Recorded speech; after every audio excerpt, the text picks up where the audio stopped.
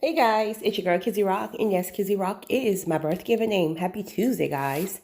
I want to say hey to all my subscribers, new as well as season. Got a word for you.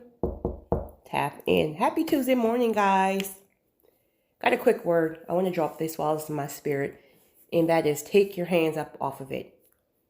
Take your hands up off of it. And I know that's like one of those cliche sayings, right? Just take your hands up off of it and watch God work. But truth is, sometimes we think we took our hands off of something, right? That's our intentions. And then right before you know it, what happens? We get right back involved, right? And I mean, listen, we're human. We're human, so don't beat yourself up. But there's going to be certain situations, and plug in, get in where you fit in, right? Nobody's situation the same. We're all going through different things or whatever. So it could be, I don't know, it could be that child who's off course. It could be that marriage. It could be that person that you're fighting for. It can be just whatever. Get in where you fit in. But as fleshly beings, we are so used to just making things happen on our own, right? So you're trying to throw your money at it. You're almost going crazy. Whatever it is that you're doing, it's like you're spinning your wheels to the point that you're almost losing your mind because you're trying to get this person back on course. You love this person. This could be your child, your spouse, your whoever. You love this person, and this person may be struggling with their own stuff. It may be addictions. It may be, they might just be in that street, right? But whatever they're doing, it has you fearful. And so that's why you're moving in the flesh, trying to do everything you can to protect it, to pull it back in, to change it, all that stuff. And it's just not working. And you feel like, well, God, I don't understand because I'm fasting and I'm praying and what's going on. But sometimes God needs to take our hands completely off of things. And this is coming from someone who always have to have her hands in something, because I mean, it's just really the way he made me, probably, I don't even know, right? But so you almost become accustomed to making things happen, especially when you are in leadership roles or you are in the gift of serving, whatever, right? You're used to having your hands in things. You're a doer. You're a fixer. And you've been probably doing it all your life. But now it becomes a season where he tells you, take your hands off of it, and you're struggling. Because you feel like if you don't do it, if you don't protect it, if you don't fix it, if you don't put up your house so they don't go to jail, right? If you don't pay their child support so they don't go to jail, if you don't try to, I don't know, do whatever to make your husband stay away from the side chick house, if you don't do it, it's not going to get done. Who are you? Who are we? I have to tell myself that sometimes, like, because again, I am someone who lives in and this is not my situation right now. Honestly, it's not. But when I was making my coffee this morning, it hit my spirit for me to make this. So this is for one of you, hopefully, right? I'm sure because the spirit led me here, but this is not my current situation. I promise you, but I've been here. My God, have I been here? So those of you with that fix-it personalities, right?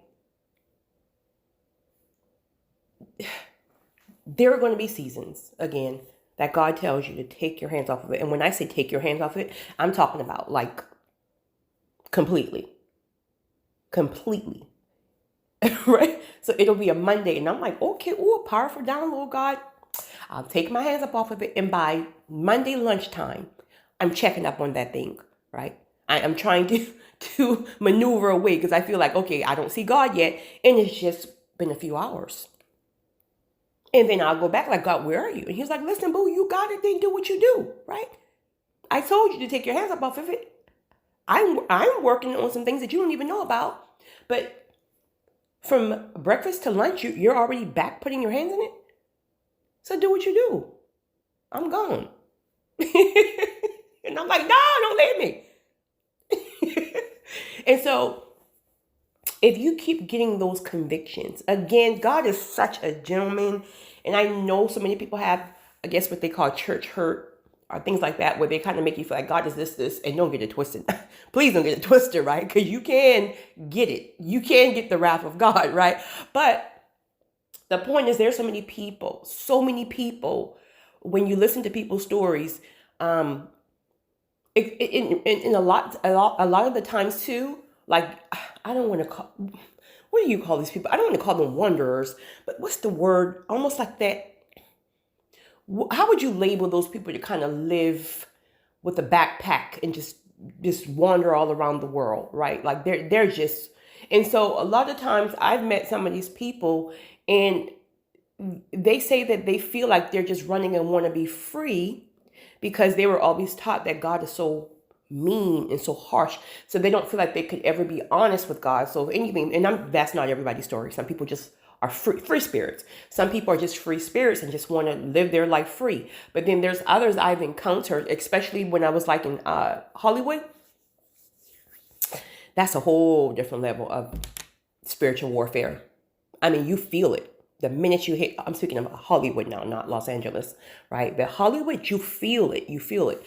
But a lot of them have said things like they just wander and they just left because they were running from the mean God.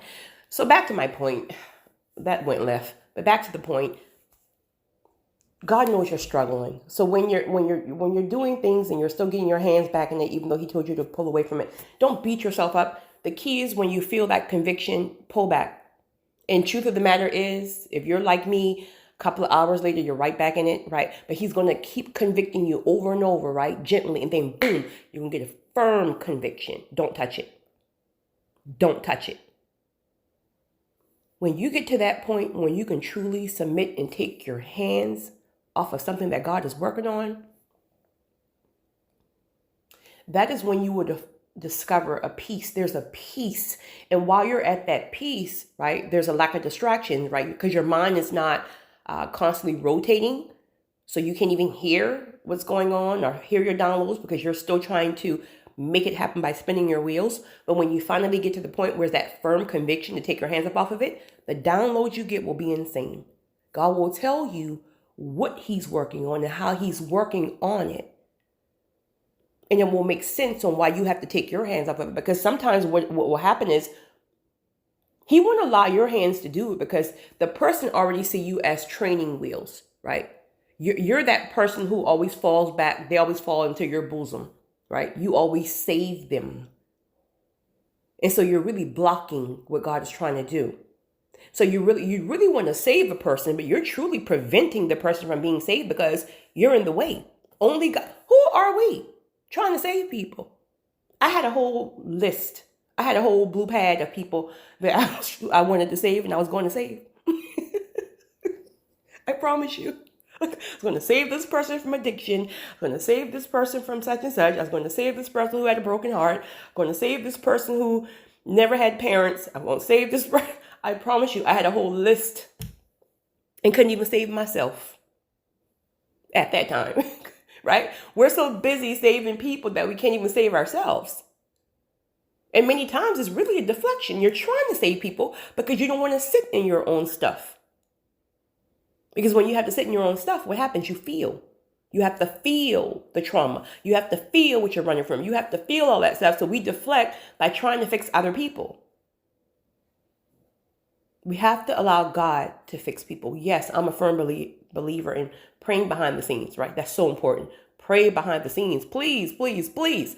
But if God is telling you to take your hands off, you got to take your hands up off of it. Granted, there's going to be times where God tells you to put your hand in it. And please be just as adamant to put your hands in it when he tells you to put your hands in it.